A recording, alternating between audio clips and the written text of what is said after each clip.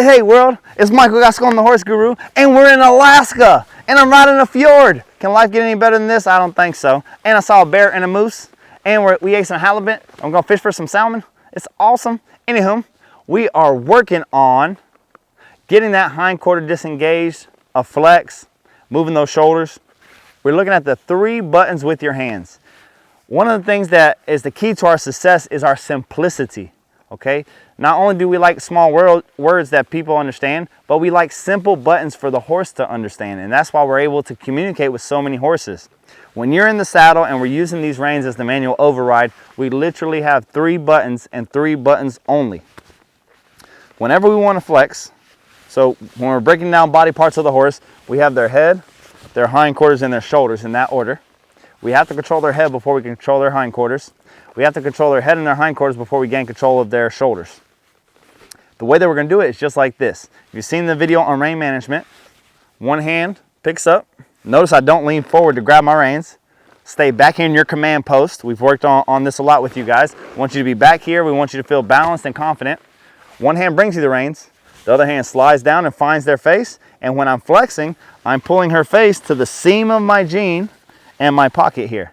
I'm looking at my horse, my body is straight, my body's square, and release. Slide my hand down my rein till I find her face, pull my hand here, seam of my jean, and my pocket. And I'm looking at my horse. The difference between this and disengaging the hindquarter, which is the next thing, is now I'm gonna grab her face the same way, slide my hand down the rein. Notice I didn't lean forward at all. Brought the reins to me. I find her face, and now watch my body. I'm gonna look towards her butt, right here, her hip bone, inside hip bone. I'm gonna bring my hand towards her hip bone. My attention's going towards her hip bone, which is gonna twist on her like this. This other hand, this free hand, you can grab the horn with it. This is useless. Do not get confused and grab both hands at the same time because you're asking for something different.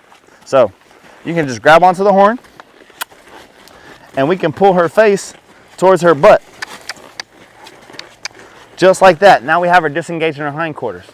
Well, what's the difference between disengaging the hindquarters and a one-rein stop?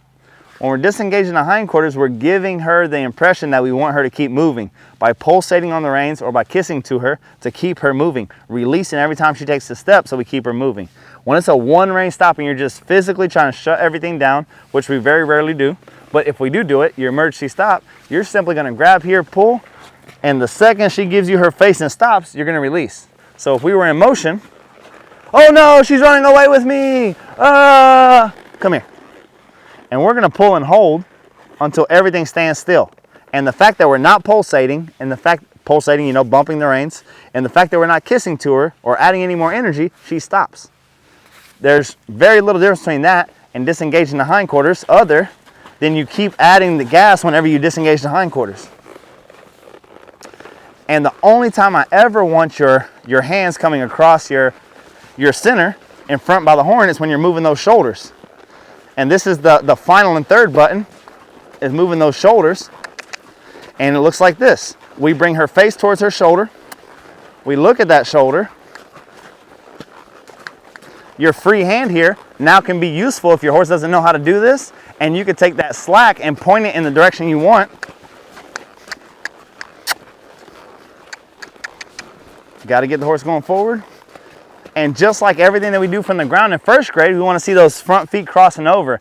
You're not going to see that from the saddle, but what you are going to see is that you're going sideways instead of just going forward. And those are your 3 buttons. Flex here, hindquarters here, shoulders here. In front, bring their face to their shoulders if you want their shoulders. Bring your face to their butt if you want their butt.